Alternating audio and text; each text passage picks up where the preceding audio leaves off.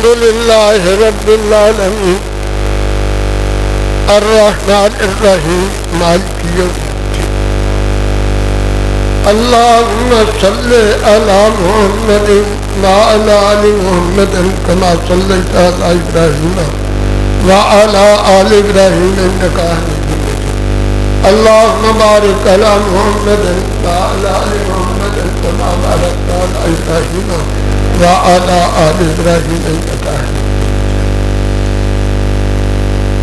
جتنے دوست بھائی بیٹے مسجد میں تشریف لا چکے ہیں، اللہ تعالیٰ ان کی حاضری قبول و منظور فرمائے۔ ہمارے پروگرام میں صرف یہ بات، نہ کسی کا واعظ نہ تقریر، صرف حافظ اسد محمود صاحب قرآن پاک پر درس تقریر جس مضمون پر چاہیں گے ان کے اور آپ کے درمیان میں عائل نہیں ہونا چاہتا۔ صرف اتنی سی بات اظہار نعمت کہہ لو یا اللہ کا شکر ادا کرنے کے طور پر کہ ہمارے ایک بزرگ تھے، ان کو آپ جانتے ہیں یا کوئی بچہ ہونے کی وجہ سے نہیں جانتا، ان کا نام گرامی تھا مولانا محمد اسماعیل صاحب سلفی رحمۃ اللہ علیہ۔ ان کے صاحبزادوں میں سے ایک صاحبزادے تھے، ان کا نام تھا حکیم محمود صاحب۔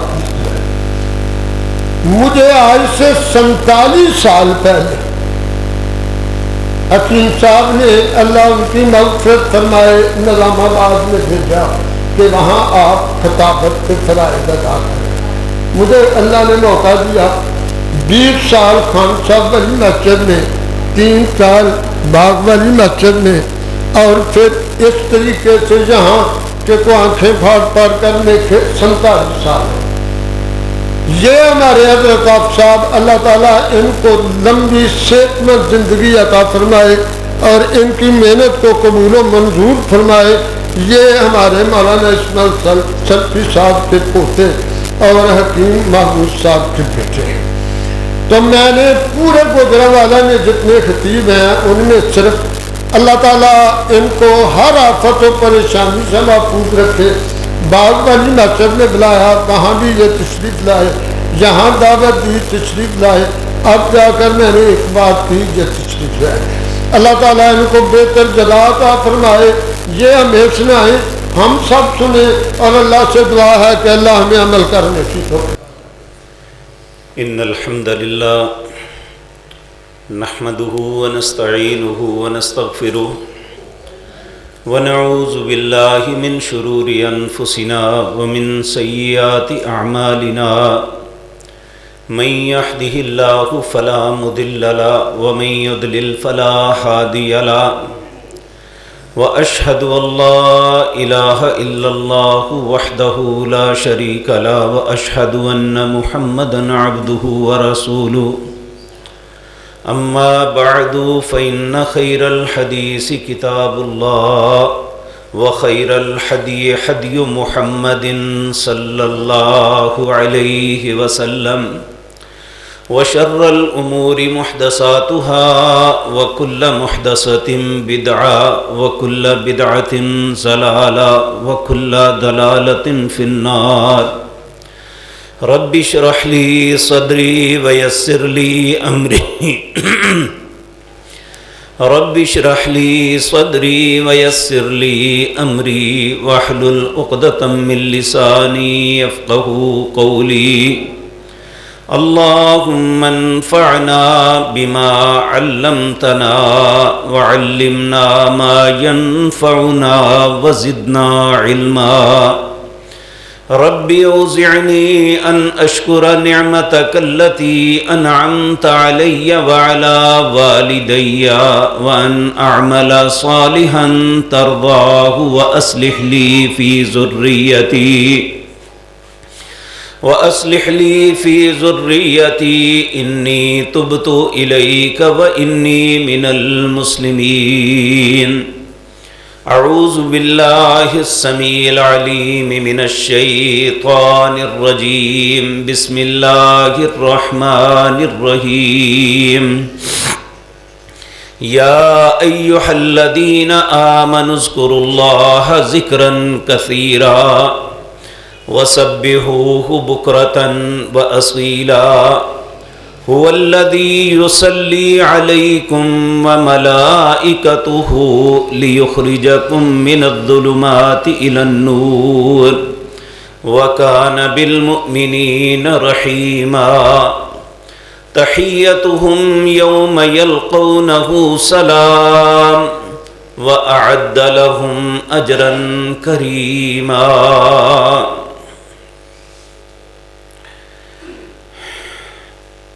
حضرات محترم، اللہ کا یہ ہم پہ بہت بڑا فضل اور احسان ہے. اس نے جو بے شمار مخلوقات بنائی ہیں ان میں سے سب سے زیادہ شرف جس مخلوق کو عطا ہوا ہے وہ آدم کی اولاد ہے. اللہ رب العزت سورۃ بنی اسرائیل میں فرماتے ہیں وَلَقَدْ كَرَّمْنَا بَنِي آدم، میں نے بنی آدم کو یعنی آدم کی اولاد کو سب سے زیادہ عزت سے نوازا ہے. سورۃ 3 کے اندر اللہ 4 قسمیں اٹھاتے ہیں، والتین والزیتون وطور سینین وہذا البلد الامین. مجھے تین کی قسم، زیتون کی قسم، طور سینا پہاڑ کی اور امن والے شہر مکے کی قسم ہے. لقد خلقنا الانسان فی احسن تقویم، میں انسان سے بہتر کسی کو تخلیق نہیں کیا. لیکن ایک بات یاد رکھیں کہ انسان تب تک اللہ کے ہاں باعزت اور مکرم ہے جب تک یہ اپنی ذمہ داری کو محسوس کرے، اپنی ذمہ داری کو قبول کرے اور اپنی ذمہ داری کو پورا کرے. اب سوال یہ پیدا ہوتا ہے انسان کی ذمہ داری کیا ہے جو اللہ نے لگائی ہے؟ تو اللہ رب العزت فرماتے ہیں سورۃ زاریات کے اندر وَمَا خَلَقْتُ الْجِنَّ وَالْإِنسَ إِلَّا لِيَعْبُدُونَ، میں نے جنوں اور انسانوں کو اپنی عبادت کے لیے پیدا کیا ہے. اور یاد رکھیں جو شخص عبادت سے محروم ہے نہ اس کا انسانیت کے ساتھ تعلق ہے اور نہ اس کا ایمان کے ساتھ کو تعلق ہے. اس لیے وہ شخص اللہ کے ہاں باعزت ہے کیونکہ جو انسان اپنے مقصد حیات، مقصد تخلیق کو نہیں سمجھتا، اللہ فرماتے ہیں ثم رددناہ اسفل سافلین، اللہ اسے وہ انسان سب سے زیادہ ذلت اور گہرائی میں گر جاتا ہے. بلکہ ایک مقام پہ اللہ نے بڑی سخت بات فرمائی. جب بھی یہ آیت پڑھتا ہوں انسان کانپ جاتا ہے سوچ کے ہی کہ یا اللہ ہم کہاں کھڑے ہیں. اللہ فرماتے ہیں وَلَقَدْ زَرَعْنَا، سورۃ اعراف ہے. اللہ فرماتے ہیں وَلَقَدْ زَرَعْنَا لِجَهَنَّمَ كَثِيرًا مِنَ الْجِنِّ وَالْإِنسِ، جنوں اور انسانوں میں کثیر تعداد ان کی ہے جو پیدا ہی جہنم میں جلنے کے لیے ہوئے ہیں. وَلَقَدْ زَرَعْنَا لِجَهَنَّمَ كَثِيرًا مِنَ الْجِنِّ وَالْإِنسِ، مالک کیا قصور کیا ہے انہوں نے، کیوں وہ جہنم میں جلنے کے لیے ہوئے ہیں؟ اللہ فرماتے ہیں لَهُمْ قُلُوبٌ، میں نے دل دیا ہے، لا يفقهون بها، سمجھتے نہیں ہیں، وَلَهُمْ أَعْيُنٌ، آنکھیں دی ہیں، اللہ کی ساری قدرتیں دیکھتے ہیں لیکن اس کی عبادت نہیں کرتے. وَلَهُمْ آذَانٌ، کان دیے ہیں، حق بات کو سنتے ہیں قبول نہیں کرتے. اللہ کہتے ہیں یہ تو انسان ہی نہیں، اولئک کالانعام، یہ تو جانور ہیں. پھر اللہ خود ہی فرماتے ہیں نہیں نہیں یہ جانور بھی نہیں ہے، کیونکہ ہر جانور جس کی ذمہ داری جو اللہ نے لگائی ہے وہ پوری کر رہا ہے. میں دوسرے جانداروں کی بات نہیں، صرف حلال جانداروں کی بات کرتا ہوں. 3 قسم کے ہیں. ایک وہ ہے جو ہماری بار برداری کے لیے کام آتے ہیں، وہ ساری زندگی صرف کھانے اور پینے کے پیچھے پوری زندگی ہمارے لیے مشقتیں اٹھاتے مر جاتے ہیں، اپنی ذمہ داری سے روگردانی نہیں کرتے۔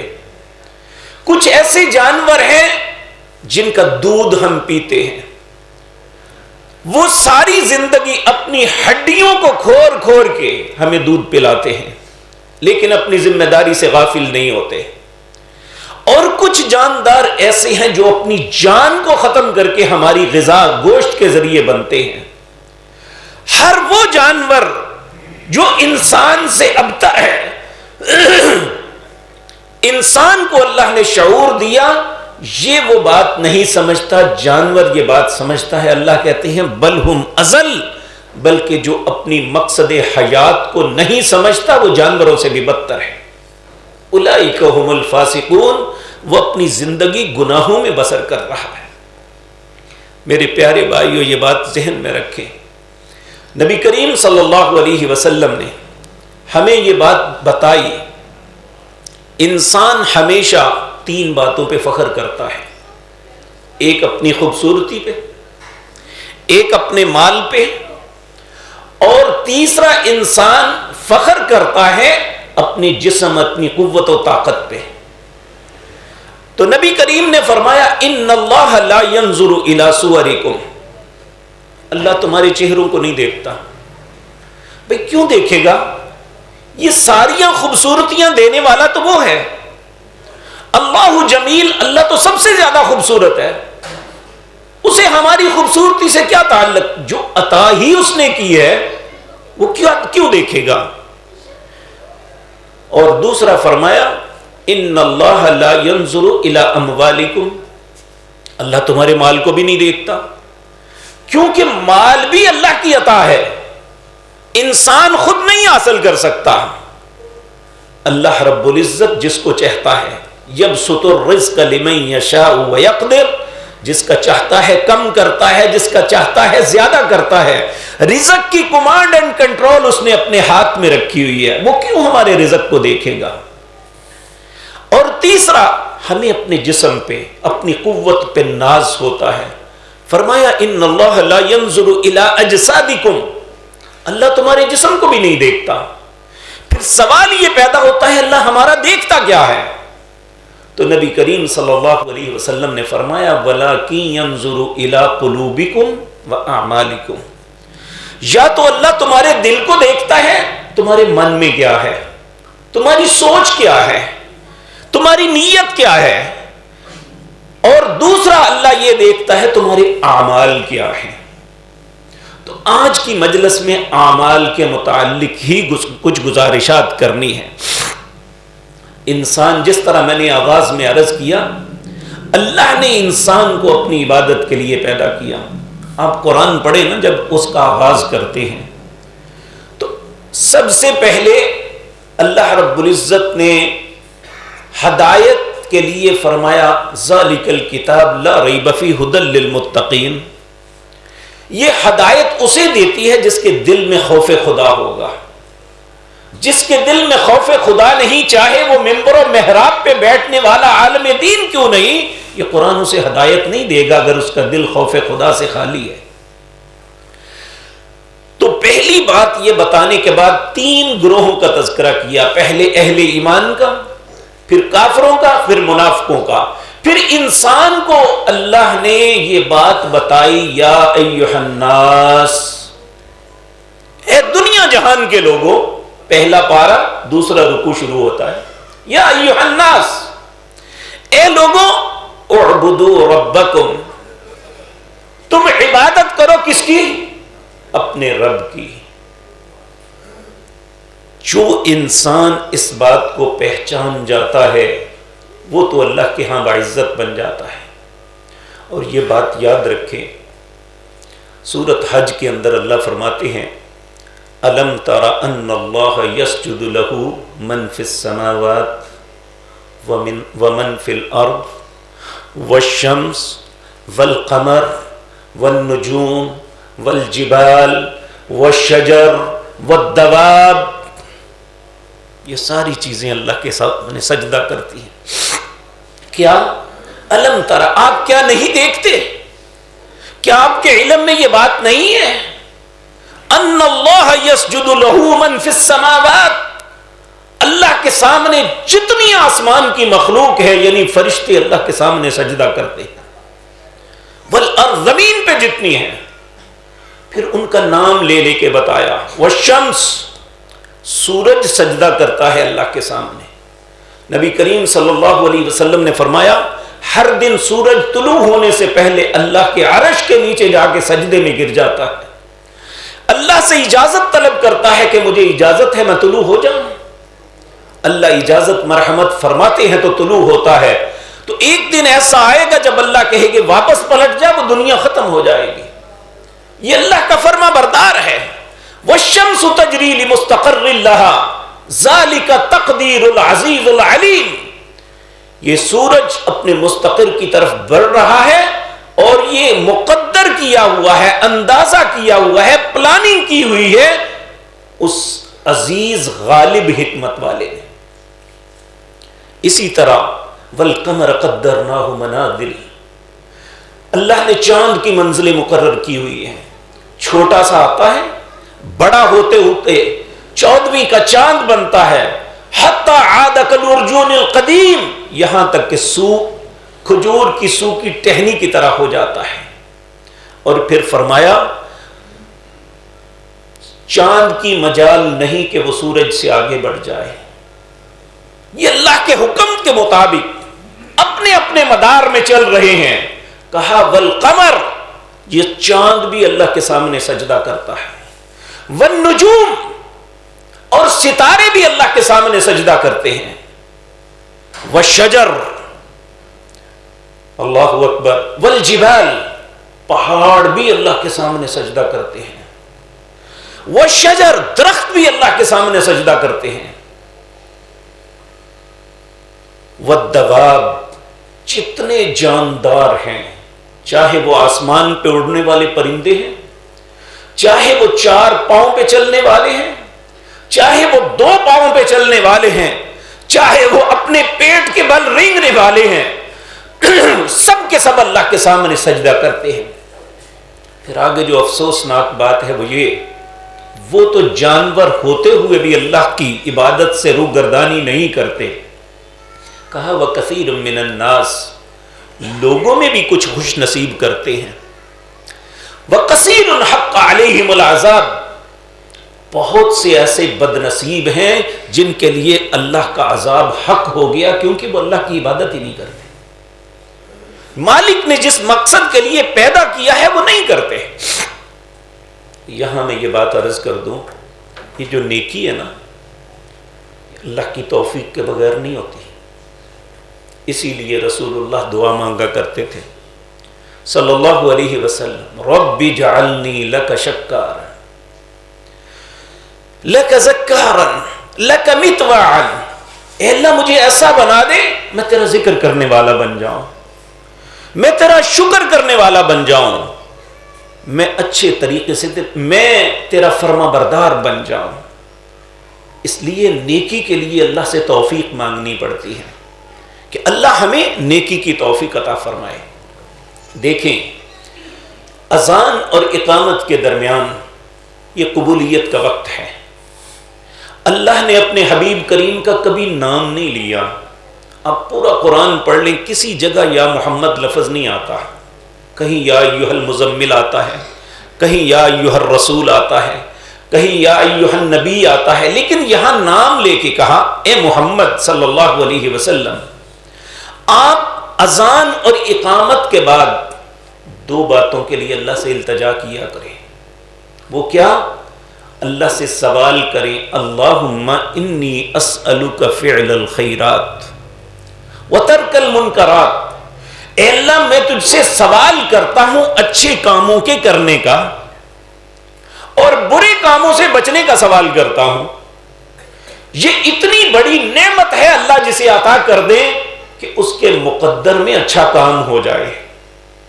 تو میرے عزیز بھائیو، آج کی مجلس میں میں نے آپ کے سامنے یہی عرض کرنا ہے کہ اللہ اب پہلے انسانوں کو مخاطب ہو کے کہا، اب صرف اہل ایمان کو مخاطب ہو کے کہہ رہے ہیں ایک بات چونکہ ہم سب ایمان کے دعوے دار ہیں کہ ہم اللہ اور اس کے رسول کو مانتے ہیں، اللہ سے محبت کرتے ہیں، اس کے حبیب جناب محمد الرسول اللہ صلی اللہ علیہ وسلم سے محبت کرتے ہیں، اور ہم ان کی ہر بات کو ماننا اپنے ایمان کا حصہ سمجھتے ہیں،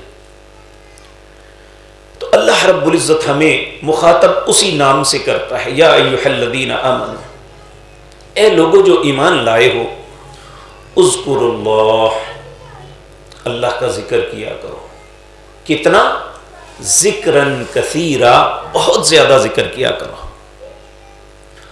اب یہاں ذہن میں ایک سوال آتا ہے کہ زندگی گزارنے کے لیے انسان کو معاش کے لیے کوئی کام کرنا ہوتا ہے، کیا مولوی صاحب کا مطلب یہ ہے کہ ہم سب کچھ چھوڑ چھاڑ کے مسجد میں آ جائیں؟ نہیں میرے بھائیو، جس دین کو ہم مانتے ہیں یہ رہبانیت کا حکم نہیں دیتا کہ ہم سب کچھ چھوڑ کے اپنے کاروبار اولادیں سب کو چھوڑ کے ہم آ جائیں، یہ ہمیں حکم نہیں ہے، بلکہ اللہ نے ایسا پروسیس ہمیں دیا ہے، کام تھوڑا اجر بہت بڑا ہے۔ آج انشاءاللہ وہی باتیں آپ کے سامنے عرض کروں گا تاکہ اللہ ہمیں وہ اچھے کام کرنے کی توفیق بخش دے۔ اللہ فرماتے ہیں یا ایھا الذین آمنوا، اے لوگو جو ایمان لائے ہو، اذکروا اللہ ذکرن کثیرا، اللہ کا ذکر کرو بہت زیادہ۔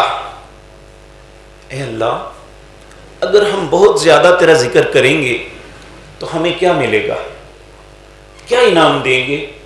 اللہ نے 5 انعامات کا اعلان کیا ہے یہاں میں۔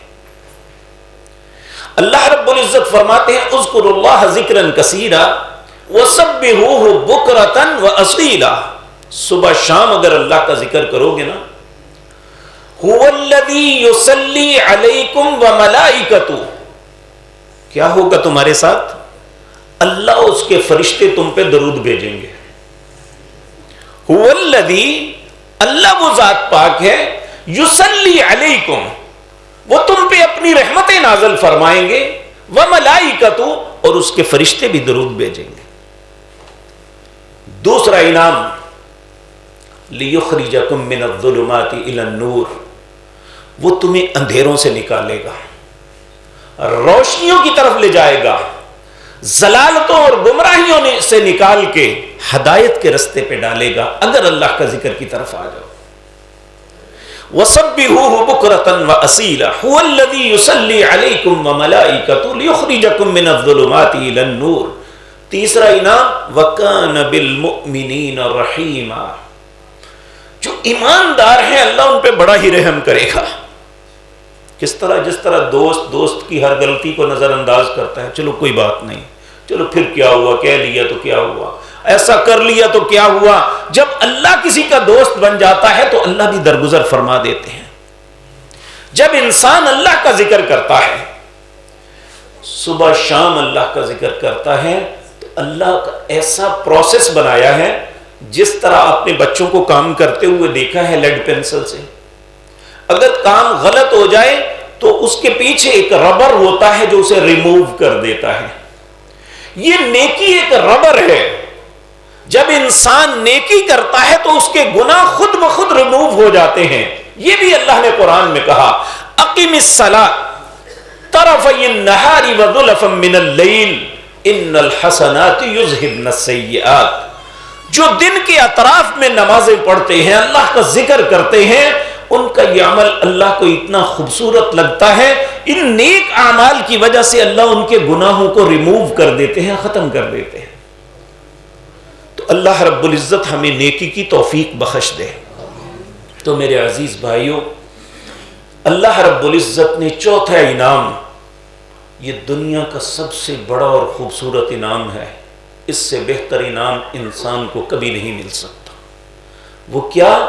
اللہ فرماتے ہیں اذکروا اللہ ذکرا کثیرا، اس کے نتیجے میں تحیتہم یوم یلقونہ سلام، جس دن اپنے رب سے ملاقات کرو گے تمہارا رب تمہیں سلام کرے گا۔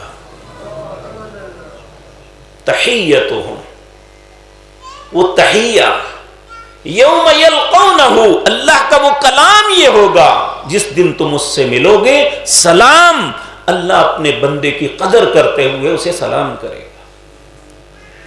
اور پانچواں انعام وَأَعَدَّ لَهُمْ أَجْرًا كَرِيمًا، اللہ کا ذکر کرنے والوں کے لیے اللہ نے بڑی عزت والا اجر تیار کر رکھا ہے۔ اب سوال یہ پیدا ہوتا ہے ہم کیسے ایسے عمل کریں جس کی وجہ سے اللہ رب العزت ہمیں ان نعمتوں سے نواز دے۔ تو میرے پیارے بھائیو، سب سے پہلی بات یہ ہے، کیونکہ ہم بعض اوقات بعض وظائف اذکار کرتے ہیں لیکن فرائض کی کوتاہی کرتے ہیں۔ جتنے معاملات ہیں نیکی کے، ان کی قبولیت کے لیے لازم ہے کہ ہم فرائض کے اندر کوئی کوتاہی نہ کریں۔ ایک دن میں 5 نمازیں ہم پہ فرض ہیں، 5 نمازوں میں 17 رکھتے ہیں جو فرض ہیں، باقی سنن اور نوافل ہیں۔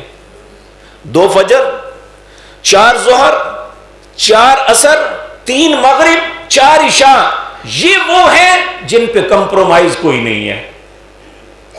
اس کے بغیر انسان کا کوئی بھی عمل قابل قبول نہیں۔ نبی کریم صلی اللہ علیہ وسلم نے فرمایا قیامت کے دن ایک شخص کے اعمال کو پیش کیا جائے گا، اللہ پوچھیں گے، فرشتے بتانے لگیں گے، اللہ پوچھیں گے پہلے یہ بتاؤ اس کے نامہ عمل میں نماز ہے؟ وہ کہیں گے نماز تو نہیں، لیکن اس نے یہ رفائی کام کیے، فلاں کیا، یہ دیا، فلاں کو ایسا کیا۔ اللہ پھر پوچھیں گے نماز ہے؟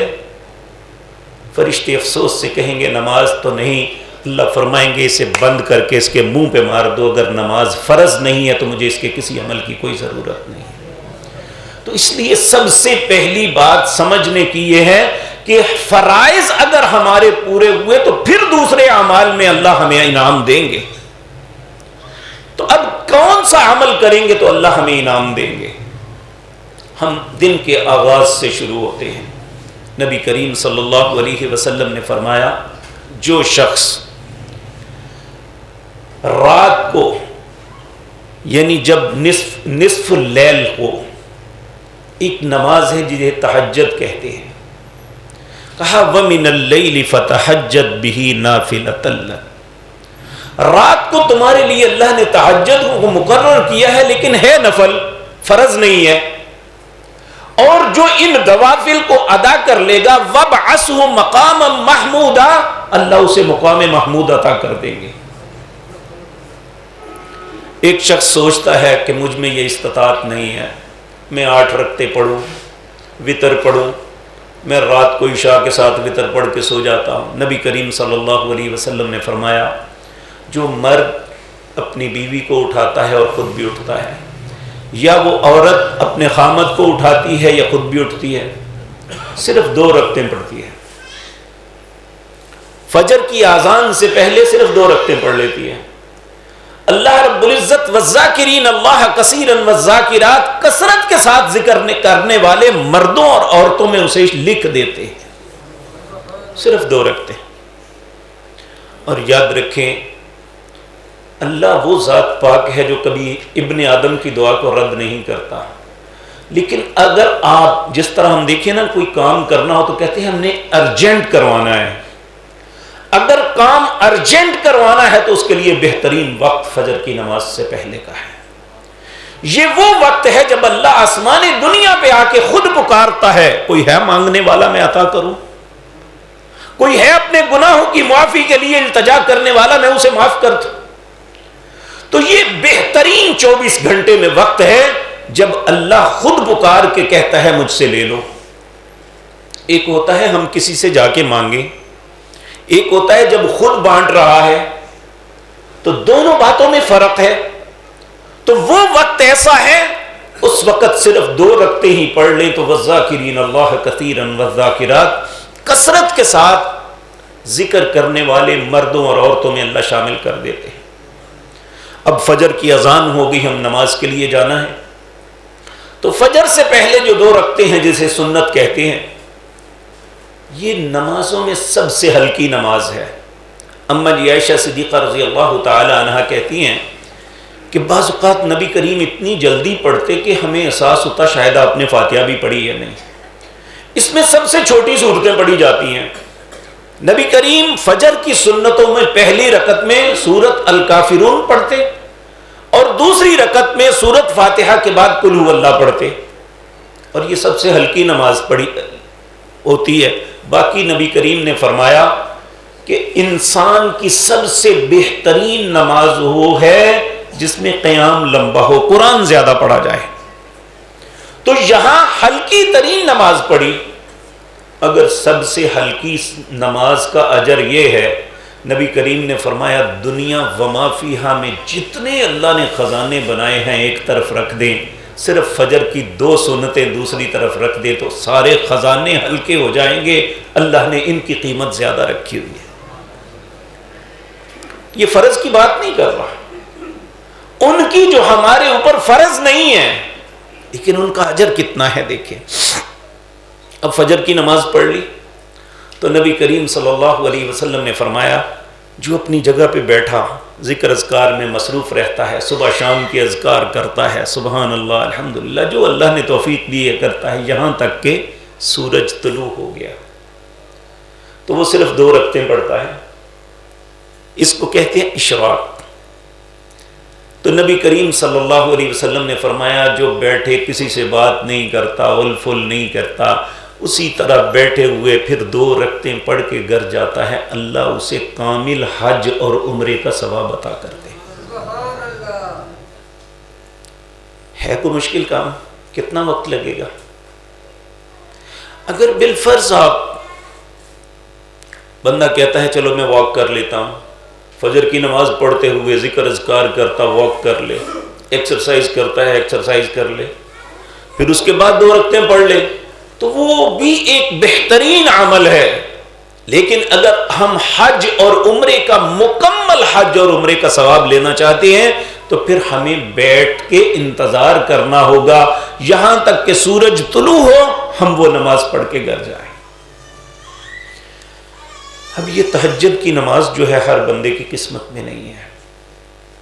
نبی کریم صلی اللہ علیہ وسلم نے فرمایا جو ظہر سے پہلے 4 رکعتیں پڑھ لیتا ہے اور اس میں ہمیشگی کرتا ہے، اللہ ان 4 رکعتوں کی وجہ سے اسے تہجد کے برابر ثواب دے دیں گے۔ اب دیکھیں کم از کم آج کل آپ یہ گھڑی کو دیکھ لیں، فجر کی نماز سے لے کر ظہر تک 7 گھنٹے کا ٹائم ہے، اگلی نمازوں میں 2 گھنٹے کا، 2.5 گھنٹے کا اتنا وقت ہوتا ہے، 7 گھنٹے کا ٹائم ہے، پھر اپنا کاروبار کریں، معاملات کریں، اللہ نے کوئی منع نہیں کیا۔ بلکہ یہ یاد رکھیں نبی کریم صلی اللہ علیہ وسلم نے فرمایا 4 درہم ہیں، 4 روپے ہیں جو خرچ کرتا ہے کوئی انسان۔ 1 روپیہ وہ ہے جو کسی مسکین غریب یتیم کو دیتا ہے، کہا اچھا ہے۔ 1 وہ ہے جو کسی مسجد میں اللہ کے کسی بھی ایسے کام میں خرچ کرتا ہے جو یا رفاہیت کے کسی کام میں خرچ کرتا ہے، آپ نے فرمایا یہ بھی اچھا ہے۔ 1 روپیہ وہ ہے جو اللہ کے کلمے کو بلند کرنے کے لیے جہاد میں خرچ کرتا ہے، آپ نے فرمایا یہ بھی اچھا ہے۔ فرمایا 4تھا روپیہ وہ ہے جو انسان رزق حلال کما کے اپنے اہل و عیال کو کھلاتا ہے، کہا یہ سب سے اچھا۔ تو رزق حلال کمانا یہ تو ایک اچھی بات ہے، اس سے اللہ نہیں روکتا، لیکن یہ سب کچھ کرنے کے باوجود یہ ہم کر سکتے ہیں۔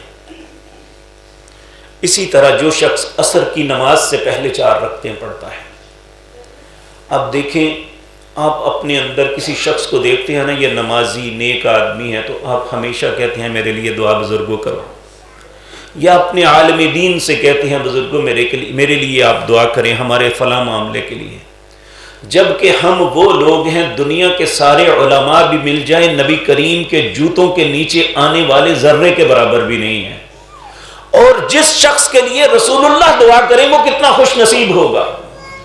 جو شخص فجر کی عصر کی نماز سے پہلے 4 رکعتیں پڑھتا ہے، اللہ نبی کریم صلی اللہ علیہ وسلم نے اس کے لیے دعا کی، اللہ اس پہ رحم کرے گا، تو رسول اللہ کی دعا کا مستحق بن جائے گا۔ اسی طرح میرے پیارے بھائیوں کچھ ایسی باتیں ہیں جو نماز تو نہیں لیکن وہ ذکر میں آتی ہیں، ان میں چند ایک باتیں عرض کر کے ختم کرتا ہوں۔ اللہ اکبر۔ ایک دن نبی کریم صلی اللہ علیہ وسلم اپنی چچا زاد بہن ام ہانی کے گھر گئے. ام ہانی سیدنا علی کی سب سے بڑی بہن تھی. ان کے گھر گئے تو وہ اذکار میں ذکر میں مصروف تھی. صحابہ کرام رضوان اللہ علیہم اجمعین چاہے وہ مرد تھے یا عورتیں، ان کے اندر نیکی کا بڑا جذبہ تھا. اس کی ایک مثال میں عرض کر دیتا ہوں کہ نبی کریم صلی اللہ علیہ وسلم کی خدمت میں غرباء آئے، جو غریب لوگ تھے. وہ آ کے کہنے لگے یا رسول اللہ، یہ ہمارے مالدار بھائی جو ہیں یہ بھی نماز پڑھتے ہیں، ہم بھی پڑھتے ہیں، یہ بھی روزہ رکھتے ہیں، ہم بھی رکھتے ہیں، اور جو معاملات ہیں ہم بھی کرتے ہیں، لیکن ان کے پاس مال ہے، یہ خرچ کرتے ہیں، ہم خرچ نہیں کر سکتے. تو نبی کریم صلی اللہ علیہ وسلم بڑے ہی ہمدرد تھے. فرمانے لگے کیا تم چاہتے ہو کہ ان کے برابر ہو جاؤ؟ انہوں نے کہا اسی لیے حاضر ہوئے ہیں، دل میں تڑپ ہے کہ یہ ہم سے آگے بڑھ جائیں گے. آپ نے فرمایا تم 33 مرتبہ سبحان اللہ کہا کرو، 33 مرتبہ الحمدللہ، 34 مرتبہ اللہ اکبر. ان کے خرچ کرنے سے زیادہ اللہ آپ کو اجر دے دیں گے. ان لوگوں نے ایسا کرنا شروع کر دیا. اب جو مالدار تھے ان کے دلوں میں بھی بڑا جذبہ تھا نیکی کا. اللہ نے انہی کی تعریف کرتے ہوئے تو کہا تھا والسابقون السابقون، نیکی میں سبقت کرنے والے، اولئک المقربون، یہی تو اللہ کے قریبی ہوں گے. انہوں نے کہا یہ پتہ نہیں بیٹھ کے کیا گنتے ہیں، ٹو لگانی شروع کر دی. بالآخر انہیں پتہ چل گیا. انہوں نے نبی کریم صلی اللہ علیہ وسلم سے یہ پوچھا تھا، آپ نے انہیں یہ وظیفہ بتایا. وہ بھی کرنا شروع ہو گئے. ان کے دل میں پھر آیا یہ تو ساڑھے نال اگے ود گئے. پھر نبی کریم کی خدمت میں جا کے عرض کرنے لگے یا رسول اللہ صلی اللہ علیہ وسلم، دیکھیں آپ نے ہمیں بتایا کہ مال، وہ ان کے مال خرچ کرنے یا اس سے زیادہ تمہیں اجر مل جائے گا. اب تو انہوں نے بھی شروع کر دیا. نبی کریم ہنس پڑے، کہنے لگے ذالک فضل اللہ یؤتی من یشاء، یہ اللہ کا فضل ہے پھر جس کو دے دے. ایک عرب شاعر نے بڑا خوبصورت کلمہ کہا، کہتا ہے ما احسن الدین والدنیا اذا اجتمع، اس سے خوبصورت خوش نصیب انسان کوئی نہیں جسے اللہ نے دنیا کی نعمتیں بھی دی ہیں اور دین بھی عطا کیا ہے. وَأَقْبَحَ الْكُفْرُ وَالْأَفْلَاسُ فِي الرَّجُلِ، سب سے بدترین اور کبھی انسان وہ ہے جو بھوک فقر کی زندگی بسر کرتا ہے اور کفر کی زندگی بھی بسر کرتا ہے. اللہ ہمیں محفوظ فرمائے. تو نبی کریم ام ہانی کے گھر گئے تو ام ہانی کہنے لگی یا رسول اللہ، میں آپ کی خدمت میں حاضر ہو کے ایک بات عرض کرنی تھی، آپ تشریف لائے ہیں، کیا میں عرض کر سکتی ہوں؟ آپ نے فرمایا بتاؤ بہنا کیا بات ہے؟ کہنے لگی یا رسول اللہ بوڑھی ہو گئی ہوں، ہمت نہیں رہی کہ زیادہ اللہ کی عبادت کثرت کے ساتھ کر سکوں، مجھے کوئی ایسا وظیفہ بتائیں جو ہو بھی تھوڑا اجر بہت بڑا ہو. نبی کریم صلی اللہ علیہ وسلم نے فرمایا ام ہانی میں تمہیں بتاتا ہوں. کہا یا رسول اللہ بتائیں. کہا 100 دفعہ سبحان اللہ پڑھا کرو. صحابہ کے دل میں یہ بڑی تڑپ تھی کہ اگر ایسا کروں گا تو پھر ملے گا کیا. یہ ایک انسانی فطرت ہے کہ ہم جب کسی کا کام کرتے ہیں تو پوچھتے ہیں کیا ملے گا. تو ام ہانی نے کہا کہ یا رسول اللہ صلی اللہ علیہ وسلم اگر میں یہ کروں تو مجھے کیا ملے گا. نبی کریم صلی اللہ علیہ وسلم نے فرمایا 100 غلام آل اسماعیل میں سے اگر تم آزاد کرو، جتنا اجر ان 100 غلاموں کے آزاد کرنے کا ہے اللہ اتنا اجر 100 مرتبہ سبحان اللہ کہنے کی وجہ سے تمہیں عطا کر دیں گے. اب غلام آزاد کرنا اسلام میں کتنا بڑا عمل ہے. نبی کریم صلی اللہ علیہ وسلم نے فرمایا جو مسلمان کسی ایک غلام کو آزاد کرتا ہے نا، اس کی آزادی کے سبب اس کے ایک ایک جوڑ کے بدلے اللہ اس آزاد کرنے والے بندے کو جہنم کی آگ سے آزاد کر دیتے ہیں. تو آل اسماعیل یہ نبی کریم کے آبا تھے. دنیا میں سب سے بہترین خاندان جس دن سے دنیا بنی ہے اور جب تک دنیا رہے گی، نبی کریم سے زیادہ بہتر خاندان کوئی نہیں ہے۔ تو یہ خاندان میں سے اگر کسی کو غلام بنا لیا جائے تو یہ غلام سب سے افضل ہے، اور کہا آل اسماعیل میں سے غلام 100 آزاد کر دو جو کسی انسان کے بس میں نہیں، لیکن اگر وہ اتنا ذکر کر لے گا سبحان اللہ سبحان اللہ۔ لیکن یاد رکھیں جب ہم یہ وظیفہ کرتے ہیں نا، توڑ کے لفظ سبحان اللہ ایسے نہیں، اللہ کی عظمت کا اظہار ہو، سبحان اللہ سبحان اللہ، اللہ تو پاک ہے، اللہ تو پاک ہے، میں گناہگار۔ 100 غلاموں کے آزاد کرنے کے برابر تمہیں اللہ ثواب عطا کر دیں گے۔ دل میں شوق پیدا ہوا، کہا یا رسول اللہ کچھ اور بھی بتا دیجئے۔ تو نبی کریم صلی اللہ علیہ وسلم نے فرمایا 100 دفعہ الحمدللہ پڑھنا۔ ام ہانی رضی اللہ تعالی عنہ کہنے لگی یا رسول اللہ اگر 100 دفعہ الحمدللہ پڑھوں تو کیا ملے گا؟ آپ نے فرمایا 100 گھوڑے بما پلان، جہاد کا سامان لاد کے مجاہد کو اس پہ بٹھا کے 100 گھوڑے اللہ کی رستہ میں دے دو، جتنا ثواب اس کو ملے گا اللہ تمہیں عطا کر دیں گے۔ بڑی خوشی ہوئی، کہنے لگی یا رسول اللہ کچھ اور بتا دے۔ آپ نے فرمایا 100 مرتبہ لا الہ الا اللہ پڑھنا۔ کہا اگر میں یہ پڑھوں گا تو پھر کیا ملے گا؟ تو نبی کریم صلی اللہ علیہ وسلم نے فرمایا 100 اونٹ جو مکے میں بھیجو، وہاں ان کی قربانی کی جائے، ذبح کیا جائے، سب کے سب اونٹوں کی قربانی قبول ہو جائے، جتنا اجر اسے ملے گا اللہ تمہیں عطا کریں گے۔ پھر دل میں شوق پیدا ہوا، کہا یا رسول اللہ کچھ اور بتائیں۔ آپ نے فرمایا 100 مرتبہ اللہ اکبر پڑھنا۔ کہا یا رسول اللہ کیا ملے گا؟ کہا زمین اور آسمان کے درمیان جتنا خلا ہے اللہ سارا نیکیوں سے بھر دے گا۔ 4 کلمے، سبحان اللہ، الحمدللہ، لا الہ الا اللہ، اللہ اکبر۔ تو یہ اتنے خوبصورت کلمے ہیں، نبی کریم نے فرمایا اللہ نے جتنے کلمات بنائے ہیں زمین پہ جہاں جہاں سورج کی کرنیں پڑتی ہیں اللہ نے اس سے بہتر کوئی کلمہ نہیں بنایا۔ یہ بہترین کلمات، اور اتنا یعنی 100 مرتبہ پڑھنے پہ 10 سے 15 منٹ لگتے ہیں صرف۔ کتنا عظیم اجر ہے۔ انہی کلمات کے متعلق ایک دوسری جگہ رسول اللہ صلی اللہ علیہ وسلم نے یہ فرمایا جب کوئی انسان 100 دفعہ سبحان اللہ پڑھ لیتا ہے، جب وہ مکمل کرتا ہے اللہ آگے سے جواب دیتے ہیں صدقتا، تو نے سچ کہا۔ پھر وہ 100 دفعہ الحمدللہ کہتا ہے، اللہ پھر کہتے ہیں صدقتا، تو نے سچ کہا ہے۔ پھر وہ 100 مرتبہ لا الہ الا اللہ کہتے ہیں، اللہ کہتے ہیں صدقتا، تو نے سچ کیا۔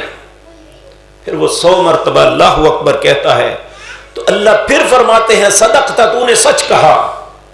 تو نبی کریم نے فرمایا یہ سارا کرنے کے بعد 3 چیزوں کا سوال کرنا۔ نمبر 1، اللہم اغفر لی، اللہ مجھے معاف کر دے۔ آپ نے فرمایا جب یہ کہو گے اللہ آگے سے اسی وقت جواب دیں گے قد فعلتا، میں نے معاف کر دیا۔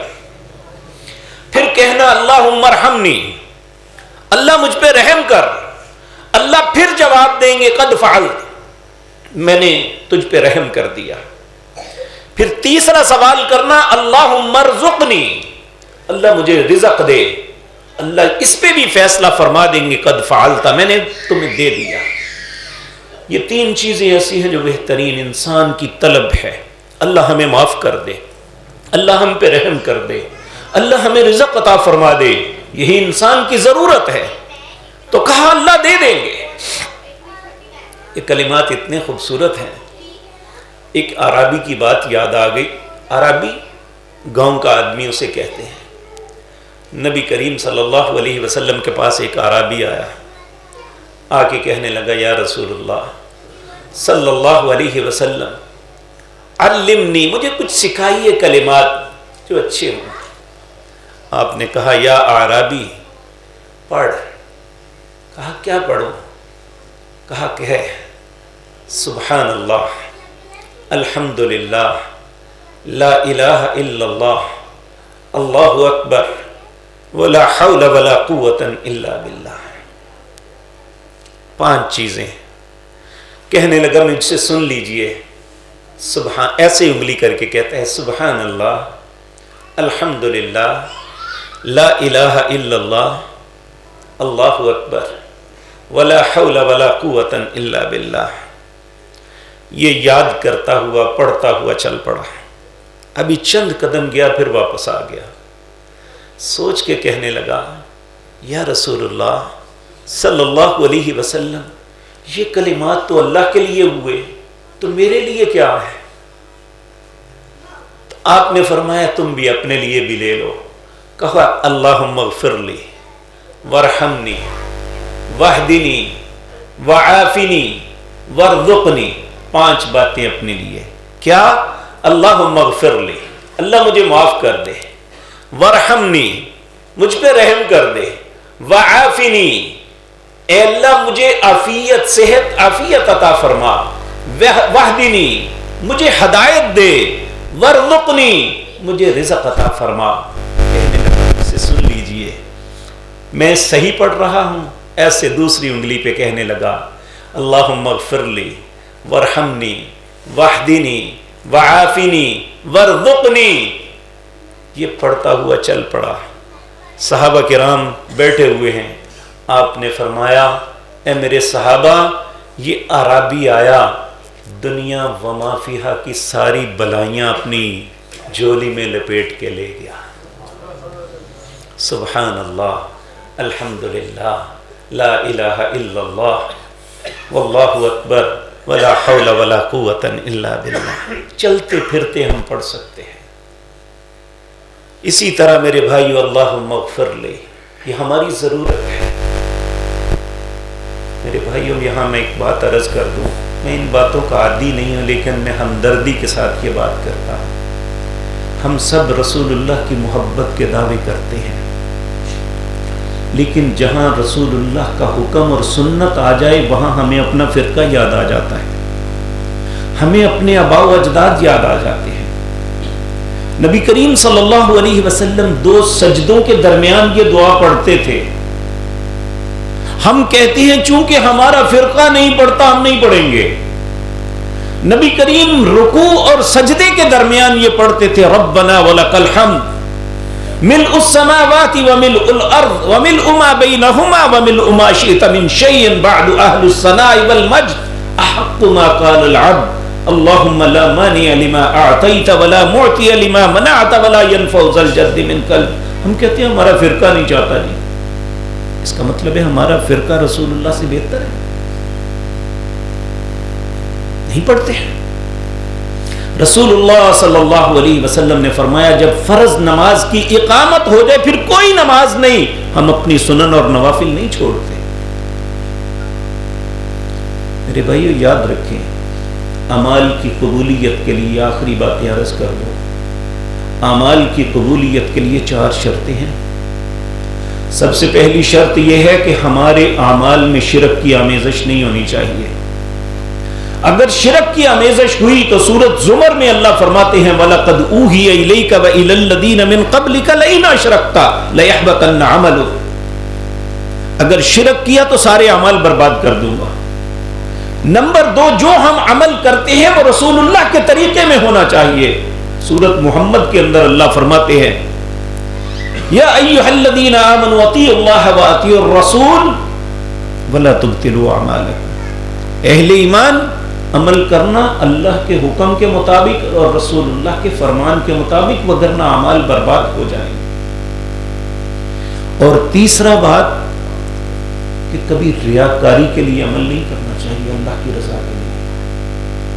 اللہ سب سے پہلے جن لوگوں کو جہنم میں پھینکیں گے وہ ریاکار ہیں. اللہ ہماری حفاظت فرمائے. اور آخری بات، صرف دنیا کی طلب کے لیے عمل نہ کرنا، دنیا اور آخرت کے لیے عمل کرنا، اچھی نیت کے ساتھ عمل کرنا، وہی قابل قبول ہوگا. کیونکہ اللہ نے قرآن میں حج کے متعلق فرمایا وَمِنْهُمْ مَنْ يَقُولُ رَبَّنَا آتِنَا فی الدنیا وما لہ فی الآخرۃ من خلاق. جس نے صرف دنیا کی طلب کے لیے کیا اسے آخرت میں کچھ نہیں ملے گا. وَمِنْهُمْ مَنْ يَقُولُ رَبَّنَا آتِنَا فِي الدُّنْيَا حَسَنَةً وَفِي الْآخِرَةِ حَسَنَةً وَقِنَا عَذَابَ النَّارِ. جس نے دنیا اور آخرت کے لیے کیا اسے دونوں مل جائیں گے. اس کی ایک مثال عرض کر دو.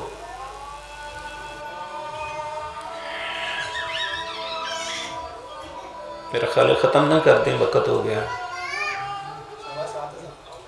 اچھا جی بہتر. نبی کریم صلی اللہ علیہ وسلم ایک دن ایک صحابی کے گھر گئے. لازمی بات ہے نبی کریم کا صرف نام آئے نا تو دل کے اندر ایک خوبصورت کھلکھلاہٹ ہوتی ہے. ابھی ہم نے نبی کریم کو دیکھا نہیں ہوا. محبت، ایک ایماندار کی محبت کی علامت یہ ہے کہ نبی کریم کا نام نامی آ جائے تو اس کا دل کھل جائے. تو جس کے دروازے پہ نبی کریم تشریف لائے ہوں اس کے دل کی کیفیت کیا ہوگی. اس بڑا خوش ہوا، اپنے گھر بٹھایا. تو نبی کریم نے اس سے سوال کیا. وہاں آپ نے دیکھا ایک روشن دان بنا ہوا ہے. آپ نے فرمایا میرے ساتھی یہ کیا ہے؟ آپ دنیا کے سب سے دانا انسان تھے. آپ جیسا عقل مند دنیا میں دوسرا کوئی نہیں. آپ ہمیشہ جہاں بیٹھتے کوئی نہ کوئی نصیحت کی بات فرماتے. تو آپ نے کہا یہ کیا ہے؟ کہنے لگا روشن دان. آپ نے کہا کیوں بنایا ہے؟ کہنے لگا روشنی اور ہوا آئے. آپ نے فرمایا کاش تو اس نیت سے بناتا کہ اذان کی آواز آئے، روشنی ہوا نے تو آنا ہی تھا. یہ ہے حسن نیت. اور میرے پیارے بھائیو آخری بات یہ ہے، پھر میں یہ عرض کروں، یہ نیکی اللہ کی توفیق کے بغیر نہیں ہوتی. نبی کریم کے ایک صحابی تھے معاذ بن جبل. بڑے خوبصورت انسان تھے اور نیک بھی بڑے تھے. یہ واحد صحابی ہیں جن کا بازو پکڑ کے نبی کریم نے کہا تھا معاذ میں تم سے محبت کرتا ہوں. تو حضرت معاذ تڑپ کے کہنے لگے یا رسول اللہ میں بھی آپ سے محبت کرتا ہوں صلی اللہ علیہ وسلم. آپ نے فرمایا معاذ اگر تمہیں مجھ سے محبت ہے تو فی کل دبر الصلاۃ، اپنی ہر نماز کے بعد اللہ سے یہ ضرور التجا کرنا. کیا؟ ربی اعنی علی ذکرک و شکرک و حسن عبادتی. اے اللہ مجھے توفیق دے کہ میں تیرا ذکر کر سکوں. تو مجھے توفیق دے میں تیرا شکر ادا کر سکوں. اے اللہ تو میری مدد فرما میں تیری اچھے طریقے سے عبادت کر سکوں. اے اللہ یہ التجا ہماری بھی تیرے حضور ہے. اے اللہ ہمیں بھی توفیق عطا فرما کہ ہم تیرا ذکر کر سکیں، شکر کر سکیں، اچھے طریقے سے عبادت کر سکیں. اقول قولی ھذا واستغفر اللہ لی ولکم.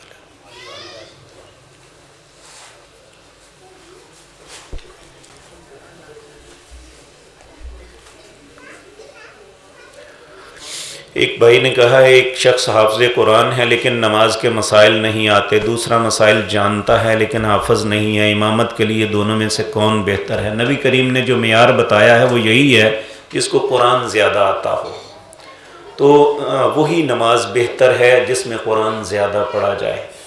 تو اگر کسی حافظ قرآن کو نماز کے دوسرے مسائل نہیں آتے تو اسے سیکھنا چاہیے کیونکہ اب اس پہ زیادہ ذمہ داری ہے، اسے یہ کام کرنا چاہیے. ایک سوال کیا ہے ایک لڑکی نے ولی کے بغیر اجازت کے کورٹ میرج کر لی، کیا اس کا نکاح ہے؟ نبی کریم صلی اللہ علیہ وسلم آپ نے فرمایا لا نکاح لمن لا ولی له. جس نکاح میں اس کا ولی نہیں ہے وہ نکاح نہیں ہے. یہ کورٹ کے اندر شادیاں کرنا یہ ایک بدکاری بدماشی ہے. اگر آپ اس موضوع پہ تفصیل کے ساتھ پڑھنا چاہیں تو ہمارے ایک شیخ تھے حافظ صلاح الدین یوسف رحمہ اللہ، ان کی ایک چھوٹا سا پمفلٹ ہے جو دارالسلام نے چھاپا ہوا ہے کہ عدالت کے نکاح کی شرعی حیثیت. تو اس میں بہت سے سینکڑوں دلائل انہوں نے دیے ہوئے ہیں. تو یہ بات یاد رکھیں کہ یہ جو لوگ صرف فقہ حنفی کو فالو کرتے ہیں ان کی وجہ سے یہ قانون رائج ہوا، وگرنہ تینوں ائمہ کرام اس بات کے قائل نہیں ہیں اور رسول اللہ کا فرمان بھی اس کے خلاف ہے. ایسا نکاح نہیں ہے جس میں ولی نہ ہو، یہ بدکاری ہے. کہتے ہیں اگر نکاح نہیں تو کیا وہ ولی کی موجودگی میں دوبارہ نکاح کر لے؟ جمہور علماء کا مسئلہ یہ ہے کہ جس لڑکی کے ساتھ کوئی زنا کر لے اس سے نکاح ہو ہی نہیں سکتا، لیکن بعض علماء اس کے قائل ہیں کہ نہیں، وہ ان کا نکاح کروا دیا جائے، لیکن جمہور علماء اس سے اتفاق نہیں کرتے، کیونکہ نبی کریم صلی اللہ علیہ وسلم کے ایک صحابی کا واقعہ آتا ہے جو جاہلیت میں چوری کیا کرتے تھے۔ تو جب وہ مسلمان ہو گئے کہنے لگے یا رسول اللہ مجھے اور تو کوئی کام آتا نہیں اور میرا ٹھڑک بھی ہے یہ کہ میں چوری کروں، تو مجھے کوئی ایسا کام بتائیں کہ میرا ٹھڑک بھی پورا ہو جائے، معاملے بھی ہو جائے۔ آپ نے فرمایا مکے جایا کرو، جو لوگ مسلمان کمزور ہیں جنہوں نے کفار نے قید کیا ہوا ہے انہیں اٹھا کے لے آیا کرو، تمہارا ٹھڑک بھی پورا ہو جائے گا، ثواب بھی ہو جائے گا۔ وہ جاتے اور جا کے بندے اٹھا لاتے، انہوں نے جہاں جہاں کسی کو قید کیا ہوتا۔ اس کی دوستی ایک عورت کے ساتھ تھی جس کا نام عناق تھا، عین نون الف قاف، عناق تھا۔ ایک رات وہ گئے تو وہ عناق بھی، چونکہ وہ ایک بدکارہ عورت تھی، وہ رات کو نکلی ہوئی تھی، تو اس نے اچانک دیکھا ان کو، اس وقت میرے ذہن میں ان کا نام نہیں آ رہا، تو میں کوئی ایسا نام نہ میرے منہ سے نکلے جو نہ ہو، تو جی مرصد غنوی، جی اللہ اکبر۔ تو اس نے کہا جی آج کی رات بڑی اچھی گزرے گی۔ انہوں نے کہا نہیں میں مسلمان ہو گیا ہوں، اب میں ایسا نہیں کروں گا۔ اس نے کہا اگر آپ میری بات نہیں مانیں گے میں شور مچا دوں گا۔ اس نے کہا جو مرضی کر لو۔ اس نے شور مچانا شروع کر دیا، یہ جو تمہارے بندے اٹھا کے لے جاتا ہے یہ آیا ہوا ہے۔ تو وہ بھاگے اور بھاگ کے چلے گئے، لوگ اٹھ کے اپنے ہتھیار لے کے آئے، لیکن وہ سور پہ جا کے سور پہاڑ پہ چڑھ گئے۔ پھر وہ مکہ مکرمہ آ گئے، مدینہ منورہ آ گئے، تو نبی کریم سے اجازت طلب کی، یا رسول اللہ میری اس سے دوستی تھی، میں دل سے اسے پسند بھی کرتا ہوں، کیا میں اس سے شادی کر لوں؟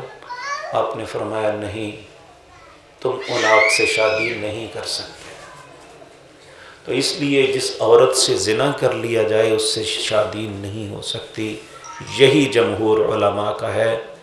اس لیے اگر ہم یہ شادی کروا دیں گے تو پھر تو انعام دے دیا نا، کہ پہلے وہ بدکاری کرتے رہے اب انہیں انعام دے کے ان کا نکاح کروا دیں، یہ بات درست نہیں ہے۔ واللہ اعلم۔ الحمدللہ حمدا کثیرا طیبا مبارکا علی کل حال۔ اللہم صل علی محمد وعلی آل محمد وبارک وسلم کما تحب وترضى۔ اللہم انا نسألک بأننا نشہد انک انت لا الہ الا انت الاحد الصمد الذی لم یلد ولم یولد ولم یکن له کفوا احد۔